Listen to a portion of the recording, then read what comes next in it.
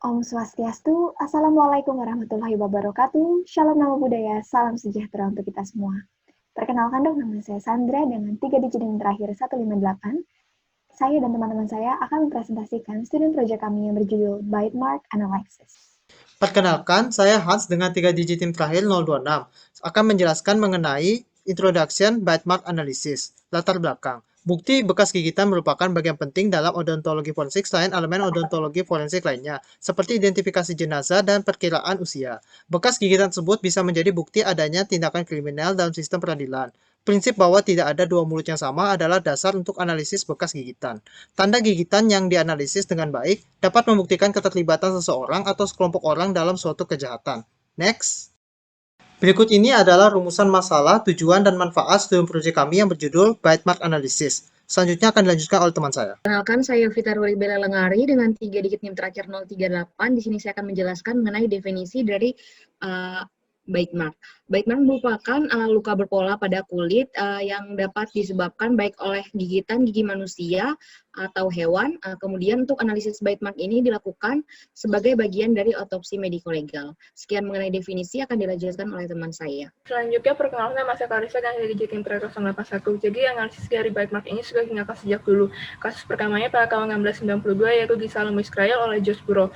Lalu selanjutnya pada tahun 1994 terkait kasus Goyle di Texas yang menjadi kasus pertama bite mark ini masuk dalam pengadilan. Selanjutnya pada tahun 1975 terkait kasus Marks yang menjadi titik balik penerimaan dari bite mark analisis ini sebagai bukti di pengadilan. 3 tahun selanjutnya, pada tahun 1978, pengadilan akhirnya menerima bite mark analisis ini sebagai bukti tanpa adanya batasan. Namun pada tahun 2016, US America Board of Forensic Odontology dan juga Texas Forensic Science Commission menolak penggunaan bite mark analisis ini karena dikatakan banyak kelemahan dan juga tidak diterima lagi di pengadilan. Baik, perkenalkan saya Wikania Brawiguna dengan yang 063. Jadi di sini saya akan melanjutkan mengenai skop dari bite mark analysis. Untuk skopnya sendiri terbagi menjadi 3 secara garis besar, yaitu ada human bite mark, animal bite mark, dan bite mark on object. Jadi di sini saya akan jelaskan mengenai human bite mark. Mengenai human bite mark merupakan identifikasi pada tanda gigitan yang biasanya digunakan untuk mengetahui pelaku dari kejahatan. Untuk identifikasinya sendiri dilakukan dengan mengidentifikasi karakteristik dari tanda bekas gigitan, kemudian dicocokkan dengan karakteristik gigi pada orang-orang yang dianggap atau dicurigai terlibat dalam tindak kejahatan. Sekian dari saya, akan dilanjutkan mengenai animal bite mark dan bite mark on object oleh rekan saya. Terima kasih. Baik, perkenalkan nama saya Oka Putra dengan NIM 90. Untuk selanjutnya adalah animal bite mark, di mana biasanya disebabkan oleh hewan, khususnya oleh anjing.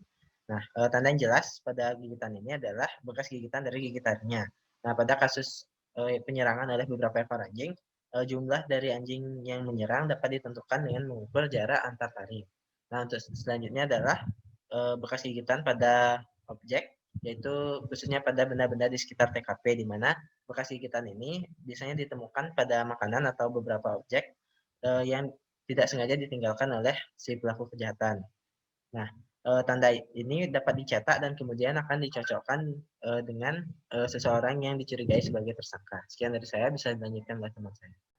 Perkenalkan, nama saya Nayuna Tania dengan 3 digit tim terakhir 107, dan sekarang saya akan menjelaskan mengenai indikasi dari bite mark analysis. Jadi bite mark analysis biasanya dipakai apabila ditemukan adanya bite mark, entah pada kulit seseorang atau korban, atau pada barang yang ditemukan pada TKP.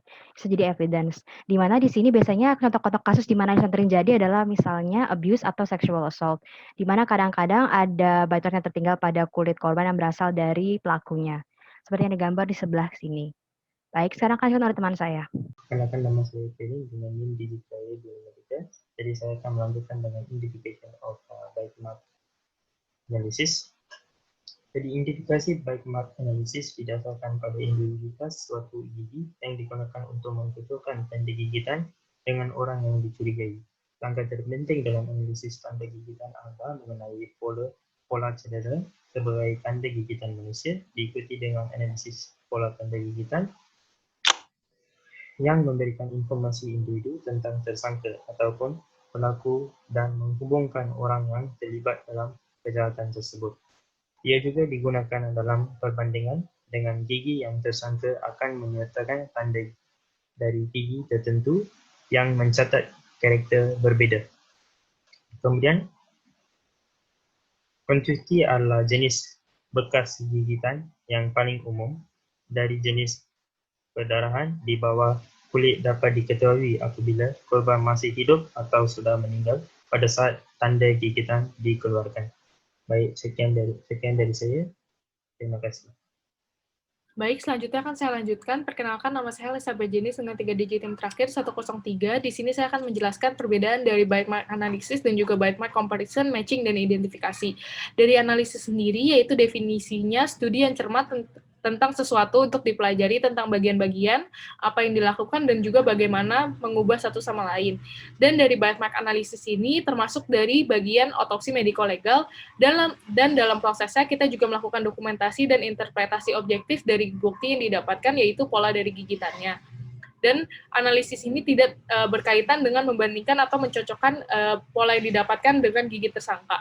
Sedangkan untuk komparasi sendiri, dari definisinya yaitu tindakan atau proses membandingkan dua item atau lebih dari pertanyaan dan juga perbedaan. Untuk bite mark comparison ini bukan termasuk dari bagian otopsi mediko-legal dan hal ini bertujuan untuk mengeklusi tersangka. Baik, selanjutnya akan dijelaskan oleh teman saya.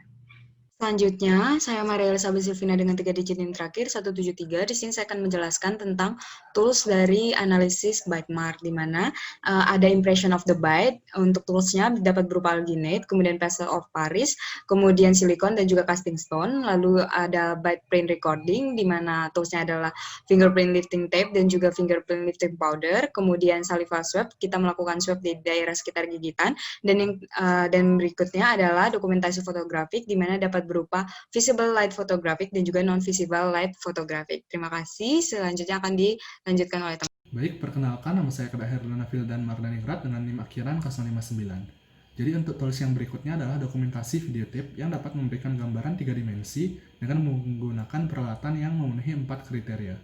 Selanjutnya adalah dokumentasi radiografi yang dapat memperlihatkan jaringan lunak di sekitar gigi sehingga lebih efektif penggunaannya dibandingkan dengan dokumentasi fotografi. Jadi pemeriksaan radiografi yang dapat digunakan adalah contrast enhanced radiografi dan juga sirorradiografi. Dan yang terakhir adalah dokumentasi mikroskop elektron. Jadi salah satunya adalah scanning elektron mikroskopi yang digunakan untuk mendapatkan informasi mengenai konfigurasi permukaan bekas gigitan. Sekian dari saya, dapat dilanjutkan oleh teman saya. Perkenalkan, nama saya Kevano dengan NIM 152. Saya akan menjelaskan kontroversi dari bite mark analysis. Adapun kontroversi ini disebabkan karena validitas dari bite mark analysis masih dipertanyakan, terutama dalam hal bagaimana seorang praktisi forensik dapat secara akurat dan spesifik menentukan siapa pemilik bite mark yang ditemukan. Kurangnya akurasi dari bite mark analysis disebabkan beberapa permasalahan. Pertama, bite mark analysis sangat bergantung pada waktu. Terlambatnya pengambilan sampel dapat mengganggu hasil analisis. Kedua, pada bite mark analisis sangat besar kemungkinan terjadinya distorsi, sehingga memungkinkan bahwa hasil analisis sudah tidak lagi sesuai dengan pemilik bite mark yang sebenarnya. Ketiga, dapat terjadi kasus di mana gambaran bite mark yang didapatkan tidak sempurna, hanya parsial, sehingga tidak adekuat untuk dilakukan analisis. Bite mark analisis seharusnya tidak digunakan sendiri untuk menarik kesimpulan, melainkan harus digunakan secara berkomplement dengan analisis lainnya seperti fingerprint analysis dan DNA analisis untuk mencapai hasil yang kredibel. Sekian dari saya, terima kasih. Baik dok, saya Sandra dengan 3 digit NIM terakhir 158. Sebagai kesimpulan bahwa tanda bukti dari bekas gigitan itu merupakan salah satu bukti yang sangat-sangat diperlukan dalam odontologi forensik. Perlu diketahui bahwa cakupannya adalah gigitan dari manusia, hewan, dan juga gigitan manusia terhadap suatu objek. Analisis dari gigitan ini adalah berbeda dengan proses pembandingan, identifikasi, dan juga pencocokan. Perlu diketahui bahwa metode-metode yang digunakan dalam bite mark analysis adalah sangat banyak. Salah satunya adalah bite print recording, impression of bite site, dan juga saliva swabs of bite sites. Akan tetapi, meskipun sudah lama dan sering digunakan, masih ada kontroversi apakah memang betul bahwa penggunaan analisis ini sendiri bisa memberikan suatu hasil yang valid atau tidak dalam penegakan kasus keadilan. Maka dari itu, perlu diketahui bahwa untuk kasus analisis ini perlu diiringi juga dengan identifikasi DNA maupun fingerprint, dan penelitian lebih lanjut sangat diperlukan untuk menentukan validitas dan reliabilitas dari uji bite mark analysis. Demikian presentasi dari SGD kami. Terima kasih atas perhatiannya. Om Shanti Shanti Shanti Om. Assalamualaikum warahmatullahi wabarakatuh. Shalom Namo Buddhaya. Salam sejahtera untuk kita semua.